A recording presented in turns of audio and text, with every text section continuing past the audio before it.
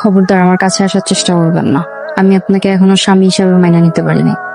মানতেছি আপনি একটা শয়তানের হাত থেকে আমারে বাঁচাইছেন, আমি এই জন্য আপনার প্রতি কৃতজ্ঞ, কিন্তু তাই বলে আপনি আমার স্বপ্ন শেষ করে দিবেন এটা তো হইতে পারে।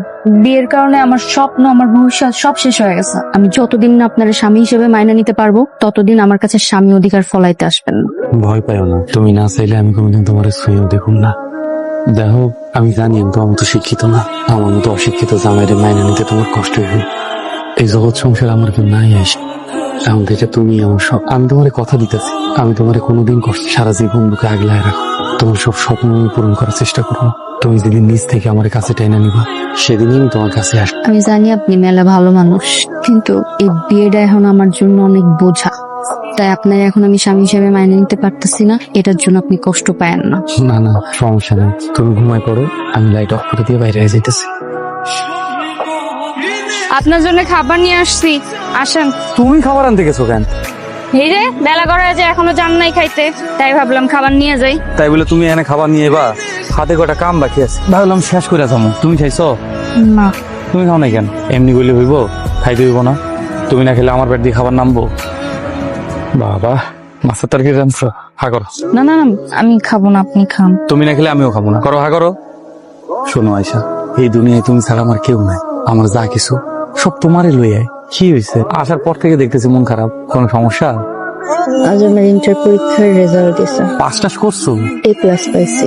আর এটা তো খুবই খুশির সংবাদ, তুমি মন খারাপ করতেছো কেন? এই রেজাল্ট দিয়ে আমি কি করবো? মা তো এখন আর আমারে পড়াইবো না। কত স্বপ্ন ছিল, আমি পড়াশোনা করব, ডাক্তার হব, মানুষের সেবা করব।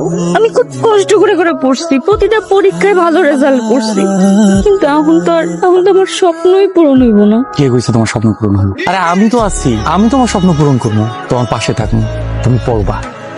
আপনি আমারে পড়াইবেন? কেন পড়াবো না? আরে আমি শিক্ষিত না দেখি কি আমার বউ শিক্ষিত হইব না? আমার বউ ডাক্তার হইব, এই কারণে আমি সবার চিকিৎসা করবো। আর এটা তোমার গর্বের বিষয়, মানুষজন কইব সুমনের বউ ডাক্তার। আপনি অনেক ভালো মানুষ। এই প্রথম তুমি নিজ থেকে আমার কাছে আইলা, এর থেকে শান্তির আর কিছুই নাই আমার কাছে। তাহলে সবার সেবা করব। আমি অনেক ভাগ্যবতী একজন নারী যে আপনার মধ্যে একজন স্বামী পাইছি। তোমাকে দুইজনে দেখে আমার খুব ভালো লাগতেছে।